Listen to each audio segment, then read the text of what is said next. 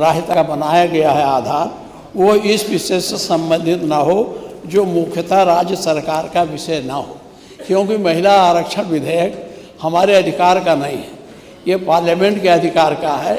इसलिए इस नियमों के अंतर्गत इस पर बहस नहीं कराई जानी चाहिए, चर्चा मतदान नहीं कराना चाहिए, क्योंकि इस पर ये लिखा उस विषय से संबंधित ना हो जो मुख्यतः राज्य सरकार का विषय ना हो। आप 11वां पढ़ लें।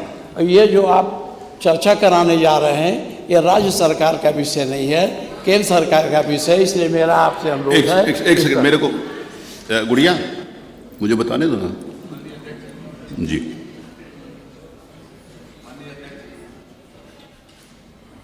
माननीय अध्यक्ष जी, मुझे बड़ा दुख हुआ कि इतने इम्पोर्टेंट मसले पर माननीय नेता प्रतिपक्ष जो इस सम्मानित सदन के अध्यक्ष भी रहे हैं मान्यवर, उन्होंने ये कहा कि महिला सशक्तिकरण, मेरा प्रस्ताव यह है मान्यवर कि हम महिला सशक्तिकरण पे बात कर रहे हैं और आपने पता नहीं कहाँ से इस विषय को ले आया मान्यवर।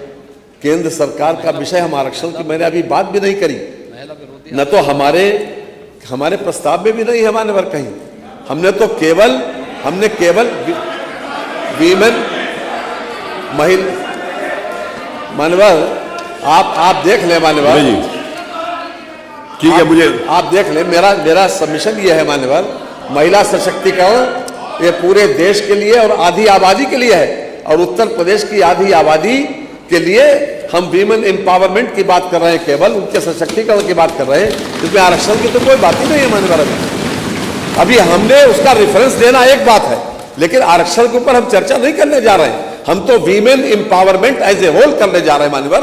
इसलिए मैं समझता हूं कि ये पूरी तरीके से नियम 103 के अंतर्गत आता है मान्यवर, और आपको ये अधिकार है मान्यवर उसके ऊपर चर्चा कराने की अनुमति दे मान्यवर। मैं व्यवस्था एक मिनट मेरा सुन लेता हूं। व्यवस्था दे। माननीय अध्यक्ष जी, हम लोग नारी सशक्तिकरण के विरोध में नहीं है, हम न नारी आरक्षण के विरोध में, हम नारी आरक्षण के समर्थन में है मानव। लेकिन इसमें जो आपने लिखा है, ये लिखा है, ये अतः संविधान की मंशा के अनुरूप उन्हें अपेक्षित स्थान प्राप्त कराने के लिए नारी शक्ति बंधन अधिनियम 2023 एनडीए की सरकार ने पारित कराया, परंतु महिलाओं को अधिक अधिकार देने में बाधाएं उत्पन्न की जा रही हैं। एक तरह से तो निंदात्मक हो गया ना। कौन बाधा उत्पन्न कर रहा है? कहाँ बाधा उत्पन्न की जा रहे हैं बताइए तो। इन बाधाओं को चिन्हित कर उनका निराकरण एवं महिलाओं को अपेक्षित स्थान प्राप्त कराने हेतु नारी सशक्तिकरण विषय पर 5 घंटे महिलाओं को अपेक्षित स्थान प्राप्त करने। कहाँ अपेक्षित है? पार्लियामेंट से होगा। तो आपका विषय कहाँ है? मैं इसमें व्यवस्था माननीय अध्यक्ष जी, इस बहस का मैं समझता हूं कि कोई मतलब नहीं है। अपनी व्यवस्था दे। सदन का सिर्फ समय खराब करना है माननीय। समय खराब नहीं। मेरा सबमिशन यह है माननीय कि आज प्रस्ताव रखा, क्योंकि ये विषय आया उसका निस्तारण करना जरूरी है।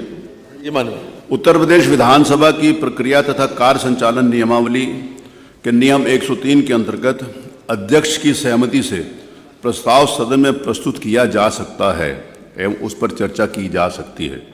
इस नियम के अंतर्गत नारी सशक्तिकरण पर चर्चा के संबंध में कोई भी प्रतिबंध नहीं माना जा सकता। संविधान की योजना के अनुसार जनहित से जुड़े हुए किसी भी विषय पर सदन में चर्चा किया जाना संभव है।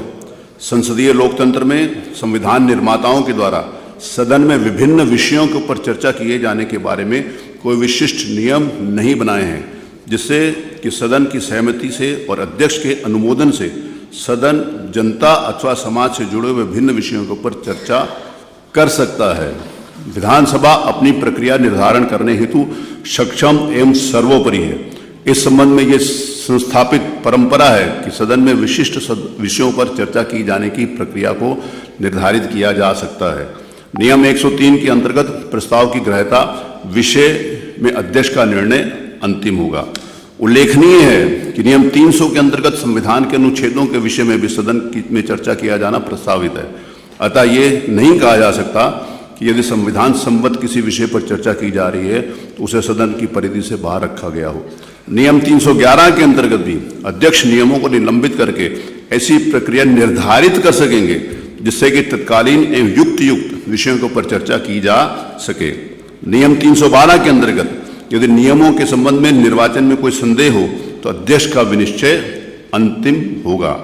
नियम 313 के अंतर्गत ऐसी समस्त प्रक्रिया को जिसका नियमावली में विशेष रूप से व्यवस्था नहीं की गई, ऐसे ढंग से विनियमित किया जा सकेगा जैसा कि अध्यक्ष समय समय पर निर्देश करेंगे। नियम 314 के अंतर्गत किसी संकल्प या प्रश्न की अनुज्ञा के विषय में कोई आपत्ति किया जाना संभव नहीं है। संविधान के अनुच्छेद 208 में यह प्राविधानित है कि विधानमंडल सदन की प्रक्रिया एवं कार्य संचालन के विनियमन के लिए नियम बनाने हेतु सक्षम है। संविधान के इस प्राविधान के अंतर्गत सदन की प्रक्रिया हेतु जो नियम बनाए गए हैं उसे शिथिलीकरण की शक्ति भी उसी में प्रदत्त है। अतः तकनीकी आधार पर जनहित में किसी भी विषय पर चर्चा सदन को प्रतिबंधित नहीं किया जा सकता।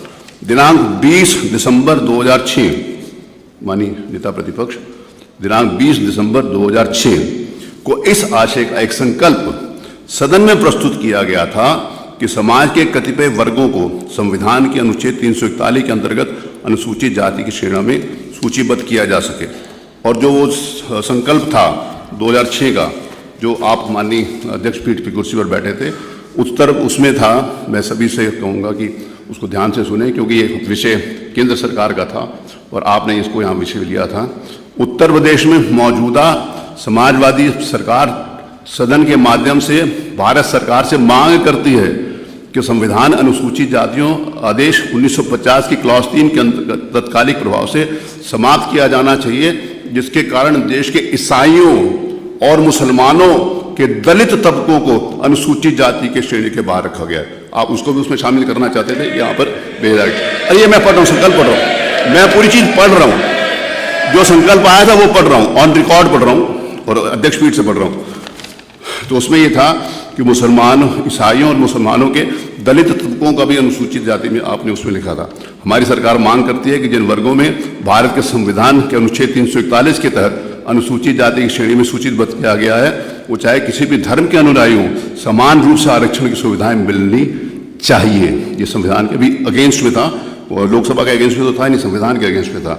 अतः जिन तबकों को अनुसूचित जाति की श्रेणी में शामिल किया गया वो किसी भी धर्म के हों, उन्हीं के हम पेशा वर्गों को, मुसलमान हो या ईसाई हो, उन्हें भी अन्य अनुसूचित जातियों के समान सुविधाएं दी जानी चाहिए। धर्म के आधार पर सिपाही, ईसाई और मुसलमान दलितों को अनुच्छेद 341 के अंतर्गत अनुमन्य कराए जाने के आरक्षण की सुविधाओं को अलग रखना न सिर्फ भारत के संविधान अनुच्छेद 14, 15, 16 आदि के विपरीत है, बल्कि इंसाफ के भी आधारित नहीं है। ये आपने यहाँ पे प्रस्ताव पारित किया था जो केंद्र सरकार से था और संविधान के भी विपरीत था। दूसरा, आपने 20 दिसंबर, दूसरा मैं अभी पढ़ रहा हूँ, 21 मार्च 2013, उस दिन भी आप ही यही थे।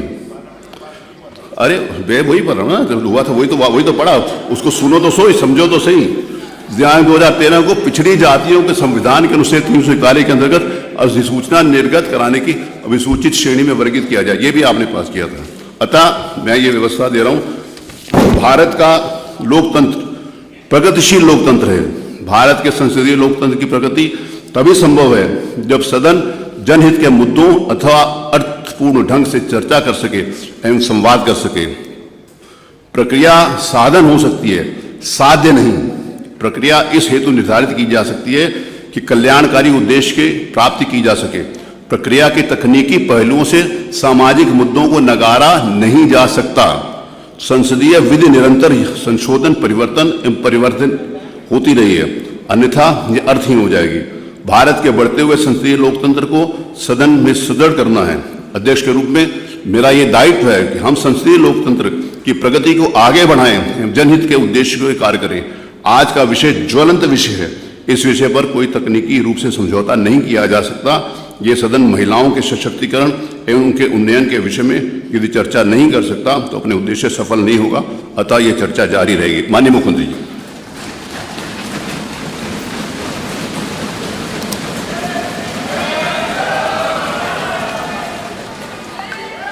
अध्यक्ष जी, मैं आभारी हूं आपका और इस माननीय सदन